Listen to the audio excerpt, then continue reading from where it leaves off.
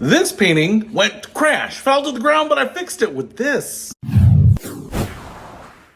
What's happening, Panda Nation? Peter Von Panda here. This painting fell down. There's a wire that connects two little loops on either side, and that frame wire I just kind of tied onto the loops with some needle nose pliers, and unfortunately, because wire is so stiff, they never really cinched up, and eventually one let go, and the side fell off, and the whole thing went to the ground. Very dangerous, very dangerous. If I were an ant living underneath the painting, I could have been killed. But I picked up this little 2-pack of wires and it worked a charm. So I want to show you what we get because it's actually pretty clever. All right, so as I said, you get 2-pack of the wire here. There's a pretty long wire. I think it says this one is actually 6.6 feet. So you want to measure how much you need. You want more. You want a nice little curve to the wire in most cases, but it's really these ends that make it so much better. Yeah, you can buy picture frame wire, but it's such a pain in the ass to connect it. So you can see we have little clips on the end here, right? Those just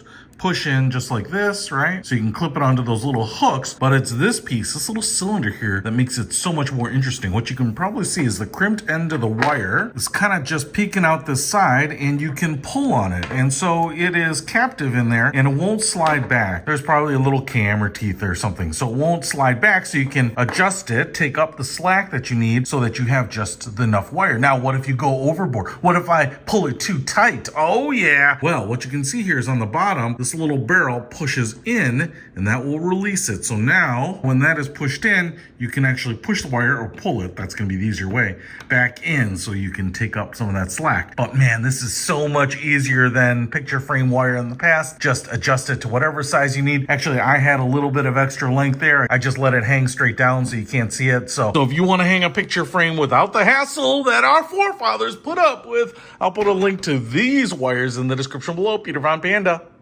Out.